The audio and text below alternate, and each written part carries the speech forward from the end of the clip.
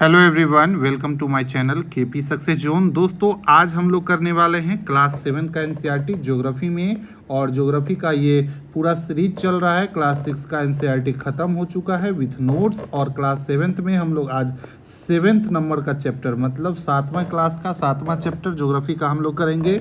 मानवीय पर्यावरण, बस्ती, परिवहन एवं संचार। ठीक है, तो ये है आज का टॉपिक और आज हम लोग इसको पढ़ने वाले हैं। नोट्स भी इसका बन गया है, आप लोग देख रहे हैं। ठीक है, तो जल्दी से आप लोग चैनल को जुड़ जाइए। ठीक है, चैनल से चलिए सबसे पहले हम लोग इसको पढ़ेंगे और उसके बाद नोट से उसका रिवीजन करते चलेंगे, जो भी इम्पोर्टेंट पॉइंट है। ठीक है, अध्याय 1 में आप पढ़ चुके हैं प्रारंभिक मानव जो है वो भोजन, वस्त्र और आवास के लिए पूर्ण रूप से प्रकृति पर निर्भर था।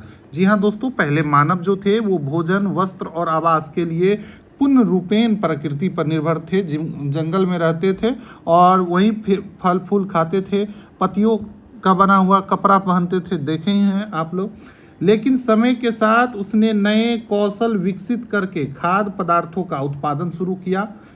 ठीक है, जैसे जैसे समय बढ़ा खाद्य पदार्थों का उत्पादन शुरू किया, फिर घर बनाने में, यातायात के लिए, संचार के बेहतर साधनों का विकास किया। ठीक है, इस प्रकार उसने अपने आवास के वातावरण को अपने अनुकूल बना लिया, मतलब अपने रहने के अनुकूल बना लिया अपने आवास के वातावरण। पहले क्या था, रहना कठिन था, घर नहीं होता था, लोग एक जगह से दूसरी जगह पर घूमते रहते थे। ठीक है, तो उसके बाद देखेंगे हम लोग बस्ती क्या होता है। वे स्थान जहाँ पर लोग अपने लिए घर बनाती हैं उसको हम लोग बस्ती बोलते हैं। प्रारंभिक मनुष्य जो है दोस्तों वृक्ष और गुफा में निवास करते थे। पहले लोग जो है दोस्तों गुफा में रहते थे और आजकल लोग जो है शौक से गुफा में घूमने जाते हैं। ठीक है, गुफा से अब बस्ती में आ गए, लेकिन जाना गुफा की तरफ ही है। ठीक है, जब उन्होंने फसलें उगाना आरंभ किया तो उसके लिए एक जगह अस्थाई घर बनाना आवश्यक हुआ। धीरे धीरे क्या हुआ, फसल उगाना शुरू कर दिया। पहले फसल भी नहीं उगाते थे। ठीक है, फिर उसके बाद फसल उगाने लगे तो उसके आसपास घर भी बना लिए, जो उपजाऊ मिट्टी थी उसके आसपास, और इस प्रकार से अस्थाई घर बनाना आवश्यक हो गया। बस्तियों का विकास नदी घाटी के निकट हुआ। आप क्वेश्चन पूछे कि जितनी भी बस्ती है उसका विकास नदी घाटी किनारे ही क्यों हुआ था, क्योंकि वहाँ पर पर्याप्त मात्रा में जल उपलब्ध था और वहाँ की भूमि जो थी दोस्तों काफ़ी उपजाऊ थी। अब मनुष्य को भोजन मिल जाए और पानी मिल जाए तो उससे अच्छा जगह और कुछ हो भी नहीं सकता है। ठीक है, उसके बाद धीरे धीरे व्यापार, वाणिज्य, विनिर्माण के विकास के साथ साथ मानव बस्तियां भी दोस्तों क्या होती चली गई, बड़ी होती चली गई। नदी घाटी के निकट बस्ती पनपने लगी एवं सभ्यता का विकास हुआ। ठीक है, जब बहुत सारे बस्ती बन गए तो वहाँ पर एक सभ्यता का विकास हुआ, और उसी तरीके की सभ्यता में आपको सिंधु घाटी की सभ्यता, टिग्रिस घाटी की सभ्यता, नील नदी घाटी की सभ्यता, वांग ही नदी के किनारे विकसित हुई सभ्यता, ये सब प्रमुख सभ्यता है जो कि विकसित हुई थी। ठीक है, चलिए ऊपर में एक दिया हुआ है, क्या आप जानते हैं करके। वे स्थान जहाँ पर भवन अथवा बस्ती विकसित किया जाता है उसको बसाव स्थान, मतलब जहाँ पर लोग बसते हैं उसको बसाव स्थान बोलते हैं। बसाव स्थान के लिए मतलब लोगों को बसने के लिए सबसे आदर्श जगह क्या है, तो इसके चयन के लिए प्राकृतिक दशाएं सही होनी चाहिए। सबसे पहले अनुकूल जलवायु, मानव के अनुकूल जलवायु होना चाहिए, जल की उपलब्धता वहाँ पर भरपूर होना चाहिए, उपयुक्त भूमि होना चाहिए, और उपजाऊ मिट्टी जो है वहाँ का उपजाऊ हो सके, तभी तो लोग वहाँ पर अनाज उगाएगा और खाएगा। तो हमारे रहने के लिए ये 4 फैक्टर जो है दोस्तों काफ़ी इंपॉर्टेंट है और ये होना चाहिए, तभी मानव जीवन का विकास अच्छे से होगा किसी भी जगह पर। ठीक है, चलिए उसके बाद है दोस्तों बस्ती के बारे में पढ़ेंगे। तो बस्ती अस्थाई और अस्थाई दोनों भी हो सकते हैं। ठीक है, जो बस्ती कुछ समय के लिए बनाई जाती है उसको अस्थाई बस्ती बोलते हैं, जैसे घने जंगल या गर्म और ठंडे रेगिस्तान तथा पर्वतों के निवासी अक्सर जो है दोस्तों अस्थाई बस्ती बनाते हैं। मतलब वैसे जहाँ पर रेगिस्तान है, जहाँ पर कुछ मौसम में रहने योग्य जलवायु रहता है, लेकिन कुछ मौसम में वहाँ पर इतना गर्मी पड़ता है कि रहना मुश्किल होता है, तो वैसे जगहों पर लोग अस्थायी बस्तियाँ बनाते हैं। ठीक है, जैसे पर्वत में भी, ठंडे रेगिस्तान में भी। भारत में ठंडा रेगिस्तान कहाँ पे है दोस्तों, तो लद्दाख में है, तो इसको भी याद रखेंगे। लद्दाख में भारत में कोल्ड डिजर्ट के नाम से जाना जाता है। ठीक है, तो पर्वतों इस सब जगह पर दोस्तों लोग अस्थायी बस्तियाँ बनाती है। ठीक है, अस्थायी बस्तियां बनाने वाले लोग क्या कहलाते हैं, आखेट, संग्रहणकर्ता, स्थानांतरी कृषि और ऋतु प्रवास करने वाले होते हैं। ये लोग एक दूसरे से आखेटक मतलब जो एक जगह से दूसरी जगह पर भटकने वाला, ठीक है। ये एक संग्रहण करने वाला मतलब अपने लिए अनाज को संग्रह कर लेता है ताकि उस मौसम दुर्लभ मौसम में भी उसके पास भोजन हो, ठीक है। स्थानांतरित कृषि भी करता है ये लोग, और इसी को दोस्तों ऋतु प्रवास बोलते हैं। मतलब मौसम के हिसाब से प्रवास, मतलब मौसम के हिसाब से वो अपना निवास स्थान चेंज करता रहता है। अधिकांश बस्तियां आजकल जो है दोस्तों वो क्या है, अस्थाई। अब देखिए आज के डेट में बहुत सारे लोगों को क्या है, अस्थाई जीवन जीते हैं। बहुत सारे क्या 99%, 1% लोग अभी भी हैं जो कि घूम घूम के जीवन व्यतीत करते हैं। कई बार आप लोग अपने आसपास या स्टेशन किसी मैदान के पास आप कैंप लगा के टेंट में रहते हुए देखे होंगे लोगों को। वो लोग जो है दोस्तों अस्थाई जीवन व्यतीत करते हैं, ठीक है। चलिए इस पेज का नोट्स देख लेते हैं किस तरीके से। आपको भी इसी तरीके से नोट्स बनाते चलना है ताकि आपको रिवीजन में सुविधा हो, ठीक है। प्रारंभिक मानव की बात की गई थी, तो प्रारंभिक मानव भोजन, वस्त्र, आवास के लिए प्रकृति पर निर्भर थे।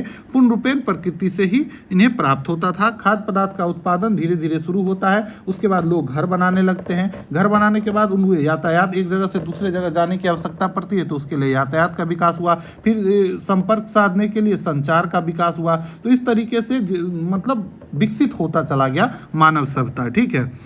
बस्तियां क्या होती थी अभी बताएं, जहां लोग घर बनाकर रहते थे जिस स्थान पर, और जिस स्थान पर बस्तियां बनाई जाती थी उसे बसाव स्थान बोलते हैं। बसाव स्थान के लिए प्राकृतिक दशा क्या होना चाहिए, तो जलवायु अनुकूल होना चाहिए, जल की उपलब्धता होना चाहिए, उपयुक्त भूमि होना चाहिए घर बनाने के लिए, और उपजाऊ मिट्टी होना चाहिए ताकि कृषि का काम भी अच्छे से चल सके, ठीक है। उसके बाद है दोस्तों बस्ती। इसका विकास मुख्यतः नदी घाटी सभ्यता के निकट हुआ था। बस्तियों के विकास बढ़ने से क्या एक सभ्यता का निर्माण हुआ, और जितनी भी सभ्यता बनी ये सभी एक नदी घाटी के आसपास ही बनी, ठीक है। जैसे सिंधु नदी घाटी सभ्यता, टिग्रिस नदी घाटी सभ्यता, नील नदी, ठीक है। उसके बाद हुआंग नदी, ठीक है, ये कहाँ पे है तो चीन में है, और ये सभ्यता चीन में विकसित हुई। सिंधु नदी घाटी सभ्यता मेनली भारत में, और जो अभी पाकिस्तान वाला क्षेत्र है उस एरिया में चला गया है, तो उसको भी ध्यान रखेंगे, ठीक है। ऋतु प्रवास देख लिए, लोगों के मौसमी आवागमन को ऋतु प्रवास करते हैं। कुछ लोगों को मौसम के हिसाब से अपना जगह चेंज करते रहते हैं, अस्थायी निवास बनाते हैं, और इसको ही दोस्तों ऋतु प्रवास बोलते हैं। घने जंगल, गर्म और ठंडे रेगिस्तान में या पर्वत पर जहाँ पर रहना उतना अनुकूल नहीं होता है हर मौसम में, वैसे जगह पर अस्थायी निवास का निर्माण किया जाता है, ठीक है। और इस अस्थायी निवास करने वाले लोगों को आखेटक बोला जाता है, मतलब घुमंतु संग्रहण करने वाला बोला जाता है। वो अपने लिए अनाज और चीज़ों को संग्रह करके रखते हैं ताकि दुर्गम जब मौसम सही ना हो तो उस समय उसका उपयोग कर सके। स्थानांतरित कृषि भी वो लोग करते हैं, और इसी को दोस्तों ऋतु प्रवास कहते हैं, ठीक है। अब देखेंगे अगला पेज में बस्ती के बारे में, ठीक है। चलिए अब एक लड़की है जिसके कहानी के रूप में इसको ये चैप्टर आगे बढ़ता है। मैरी नाम की एक लड़की है जिसका जन्मदिन होता है, और वो मित्रों के साथ गुरप्रीत की प्रतीक्षा कर रही होती है। गुरप्रीत कुछ समय के बाद थकी खांसती हांफती हुई गुरप्रीत वहाँ पहुँची तो उसने बताया कि वो अत्यधिक जाम में फंस गई थी। गुरप्रीत की पीठ ठपठपाकर गहरी सांस ली मैरी की माँ, और बोली, ओह शहर में बहुत प्रदूषण है। शहर में देखिए घना आबादी होता है, वहाँ प्रदूषण ज़्यादा होता है। शहर में इतना प्रदूषण और यातायात जाम क्यों होता है, तो सबसे बड़ी संख्या है यातायात, इसलिए क्योंकि शहर में जनसंख्या का दबाव दिन प्रतिदिन बढ़ता जा रहा है। शहर में बढ़ती आबादी के कारण दिन प्रतिदिन वाहन की संख्या भी बढ़ती जा रही है। उसके बाद उसके पिताजी मी थॉमसन मैरी से पूछते हैं तब लोग शहर क्यों आते हैं, तो वो लोग शहर क्यों आते हैं, तो यहाँ पर नौकरी के लिए आते हैं, बेहतर शिक्षा मिले, चिकित्सा सुविधा भी बेहतर हो, अच्छा हॉस्पिटल जो है शहर में ही देखने को मिलता है, इसीलिए दोस्तों लोग शहर की तरफ भाग रहे हैं, ठीक है। अगर ग्रामीण जो परिवेश है उसको बेहतर बना दिया जाए, वहाँ पर भी शिक्षा नौकरी की सुविधा हो, तो लोग शहर के तरफ नहीं भागेंगे और शहर की तरफ भी दबाव कम होगा। इसीलिए दोस्तों अगर शहर के साथ साथ ग्रामों का भी उचित विकास होना काफ़ी इम्पोर्टेंट है, ठीक है।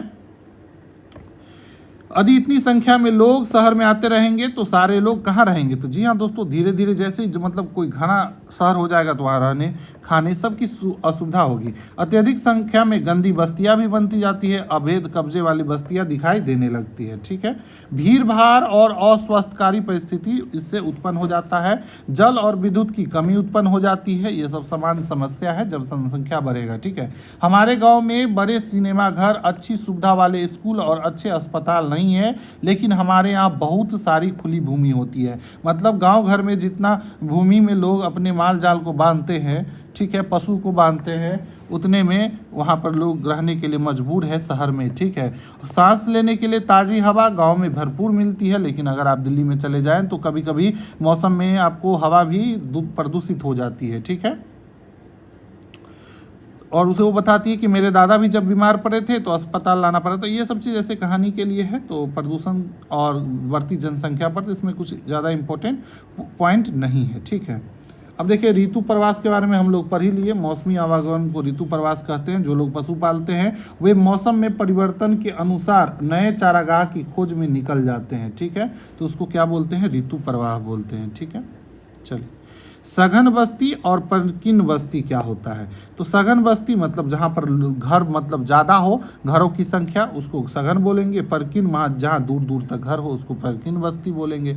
ऊपर दिए गए समाज में बस्ती दो विभिन्न चित्रण हमारे पास है, ग्रामीण और शहरी बस्तियाँ। गाँव में ग्रामीण बस्ती होती है, यहाँ पर लोग, गांव के लोग क्या करते हैं? ज़्यादातर कृषि करते हैं, मत्स्य पालन, वानिकी, दस्तकारी, पशुपालन संबंधित कार्य करते हैं। लेकिन ग्रामीण बस्ती जो है दोस्तों, ग्रामीण बस्ती भी कहीं कहीं सघन होता है तो कहीं परकीन हो सकती है। ठीक है, सघन बस्ती में घर आसपास होता है, परकीन बस्ती में घर दूर दूर व्यापक क्षेत्र में देखने को मिलता है, और परकीन बस्ती सबसे ज़्यादा आपको पहाड़ों पर देखने को मिलेगा। बस्तियाँ पहाड़ों क्षेत्रों में और घने जंगल में अति विषम जलवायु होते हैं, जहाँ पर रहना ज़्यादा कठिन होता है, वहाँ पर बस्ती कम दिखाई देती ही देती है। और जहाँ की मिट्टी उपजाऊ है, जैसे गंगा नदी घाटी जो है दोस्तों, वो एकदम गंगा का मैदान काफ़ी उपजाऊ है और इस क्षेत्र में घनी आबादी देखने को मिलता है। यही कारण है कि यूपी बिहार में आपको जनसंख्या का घनत्व जो है दोस्तों काफ़ी ज़्यादा देखने को मिलता है। ठीक है, ग्रामीण क्षेत्रों में लोग अपने पर्यावरण के अनुकूल घर बनाते हैं। ग्रामीण क्षेत्र में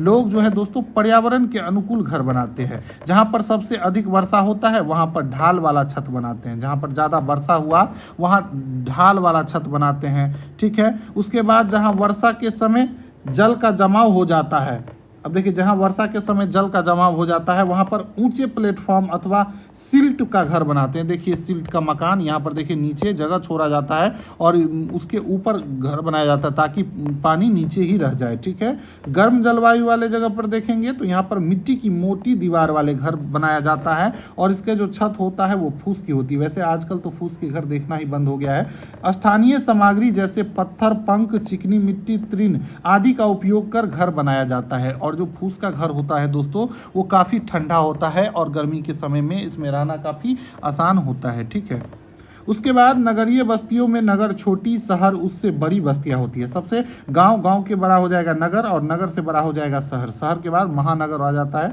नगरीय क्षेत्र में लोग निर्माण, व्यापार और सेवा क्षेत्र में काम करते हैं। नगरीय क्षेत्र में लोग बड़ी बड़ी मल्टीनेशनल कंपनी में काम करती है। ठीक है, व्यापार में काम करता है, दुकानें खोले हैं तो बहुत सारा बिजनेस चलता है लोगों का। तो इस तरीके से नगरीय क्षेत्र में जो लोग रहते हैं वो ये सब काम करते हैं। अपने राज्य में कुछ गाँव और नगर और शहर के नाम लिखिए, तो आप लोग जानते ही होंगे।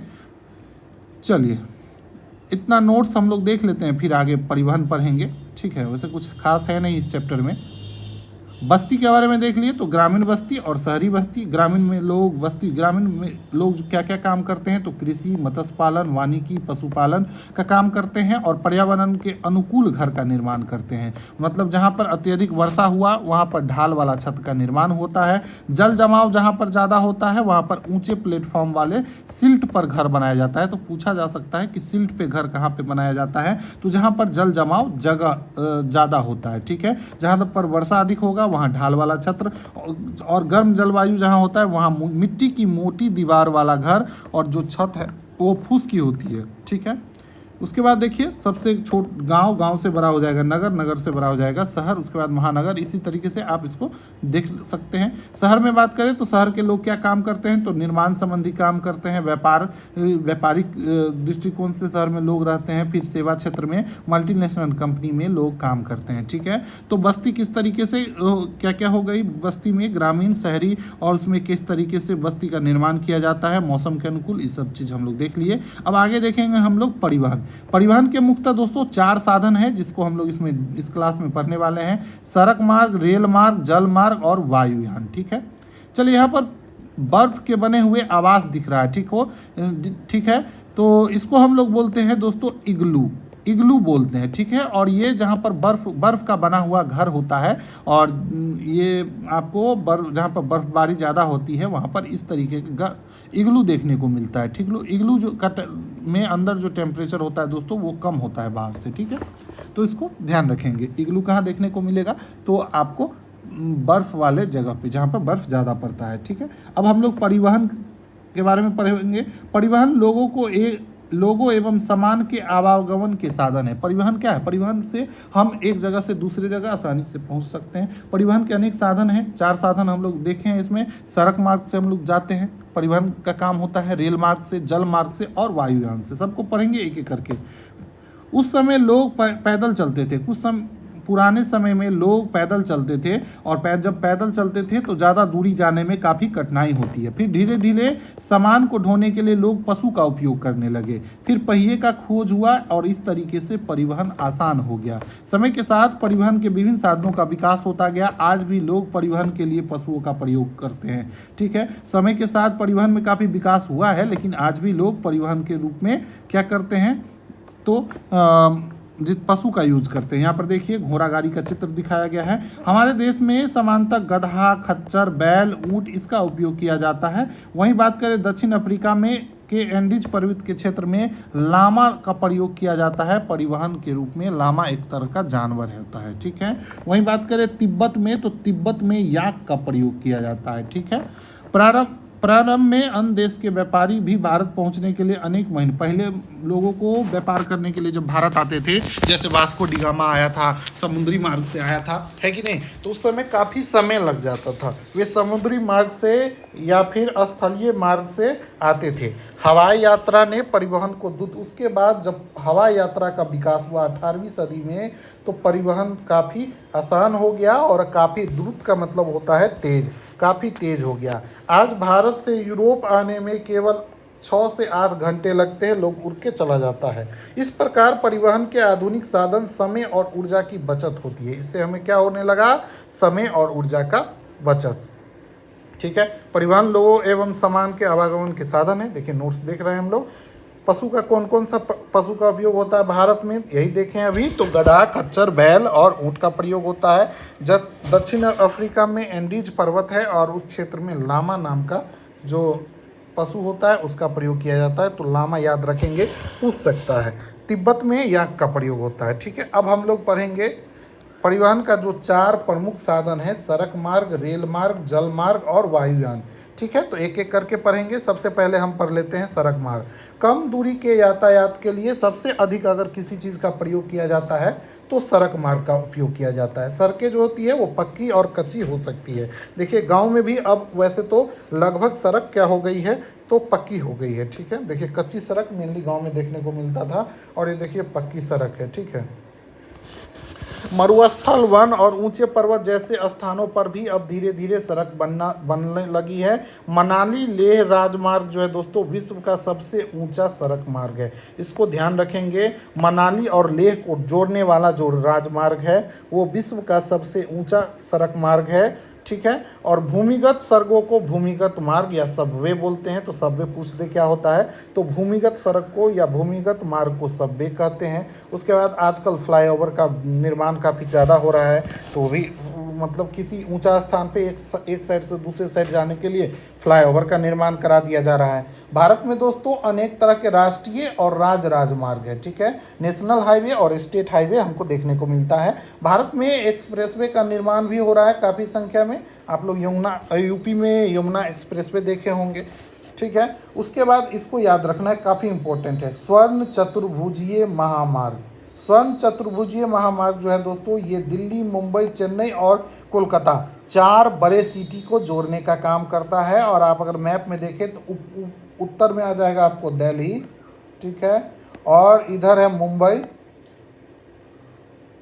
नीचे हो जाता है आपको चेन्नई, और यहाँ पर हो जाएगा कोलकाता। और इसको चारों को जोड़ने का काम करता है स्वर्णिम चतुर्भुज। और देखिए चतुर्भुज का निर्माण हो रहा है कि नहीं, तो इसीलिए इसको स्वर्णिम चतुर्भुज बोलते हैं। ये 4 जगहों को जोड़ने का काम करता है, ठीक है। अब आगे देख लेते हैं रेल मार्ग क्या होता है। तो रेल मार्ग के द्वारा तीव्रता से कम खर्च में लोग का आवागमन हो सकता है। सबसे खर्चा कम होता है रेल मार्ग में, क्योंकि रेल क्या है, भारत में सरकारी है। और बहुत लोग तो भाई बिना टिकट के भी यात्रा कर लेते हैं। जैसे हमारे बगल में हमारे एक मित्र हैं, ये तो कभी टिकट लेते ही नहीं है, ठीक है। भारी सामान को ढोने का कार्य हो तो इसके लिए भी रेल मार्ग का प्रयोग किया जाता है। पहले वाष्प के इंजन की खोज हुई और औद्योगिक क्रांति के बाद रेल परिवहन में काफ़ी तीव्रता के साथ विकास हुआ और धीरे धीरे रेल का भी विद्युतीकरण हो गया। अब तो सारा ट्रेन इतना तेज चलने लगा है भारत में, superfast train, train 18, Vande Bharat, पता नहीं क्या क्या ट्रेन आ गया है। तो सुपरफास्ट रेलगाड़ी से परिवहन की गति और तीव्र हो गई है।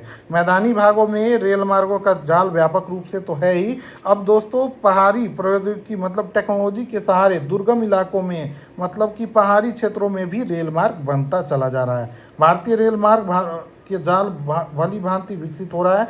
एशिया में, इसको याद रखना है दोस्तों, एशिया में सबसे बड़ा जो है दोस्तों रेल नेटवर्क अगर किसी का है तो भारत का है। उसके बाद ये पॉइंट याद रखना है कि जाइनिंग से लहासा, ठीक है, इसके बीच चलने वाली जो रेलगाड़ी है दोस्तों, लहासा कहाँ पे है तो लद्दाख के पास पड़ता है। इसके बीच जो जाइनिंग से लहासा के बीच चलने वाली रेलगाड़ी जो है दोस्तों समुद्र तल से 4000 मीटर की ऊंचाई पर चलती है और जिसका सबसे ऊंचा बिंदु समुद्र तल से 5072 मीटर है, ठीक है।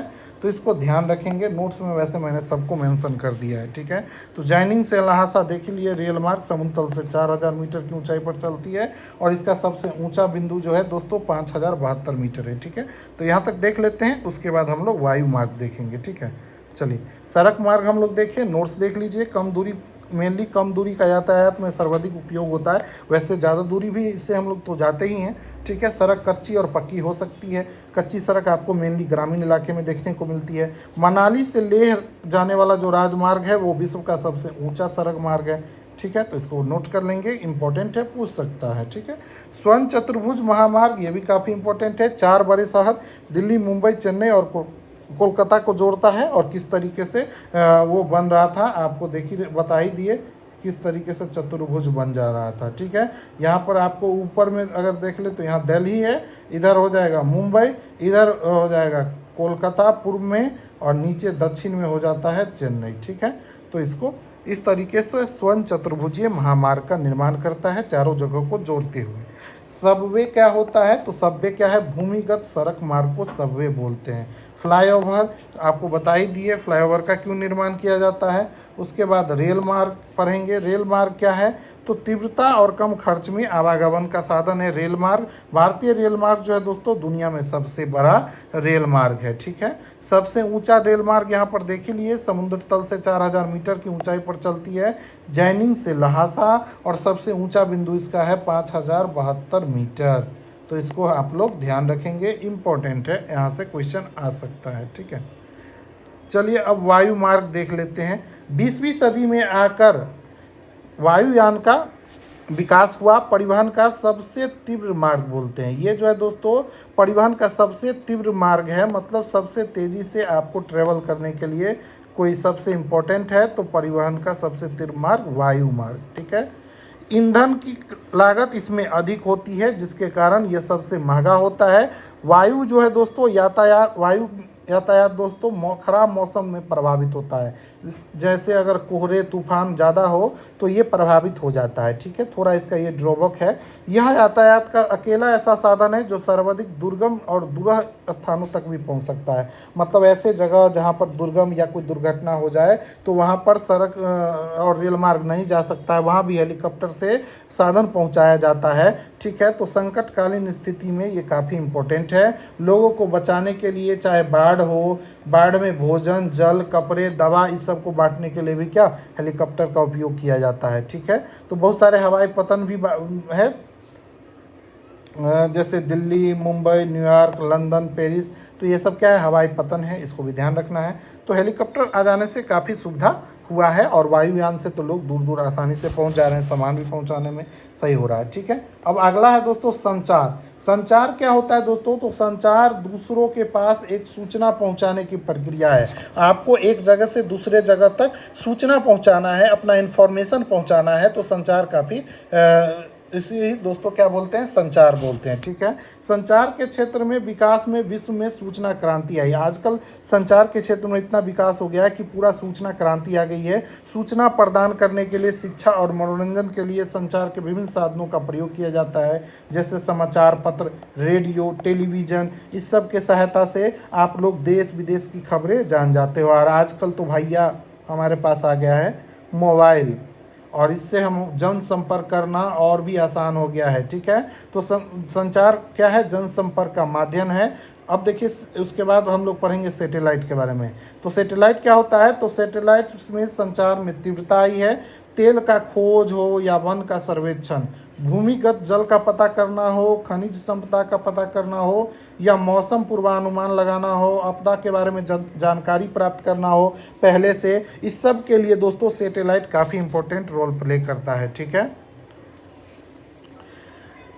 ठीक है, अब आप लोग को कमेंट करके बताना है, हमने वायुमंडल पढ़ाया है, तो सैटेलाइट जो है दोस्तों वायुमंडल के किस परत में स्थापित किया जाता है? जल्दी से कमेंट करके बताइए।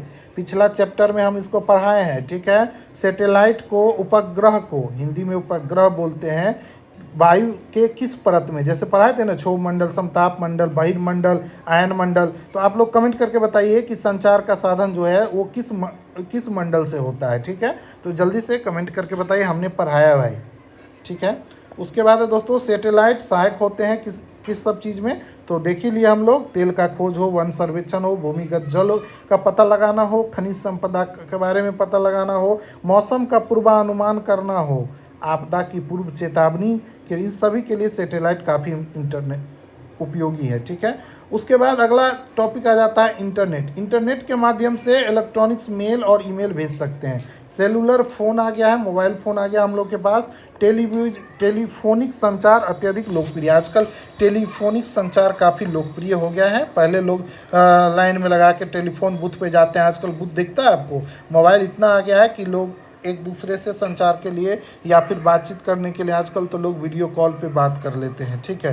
पहले ये सब चीज़ नहीं था, ठीक है। इंटरनेट के माध्यम से विश्व भर में केवल सूचना और परस्पर समीपता ही नहीं मिला है, अपितु इससे हमारा जीवन अत्यधिक सुखमय हो गया है।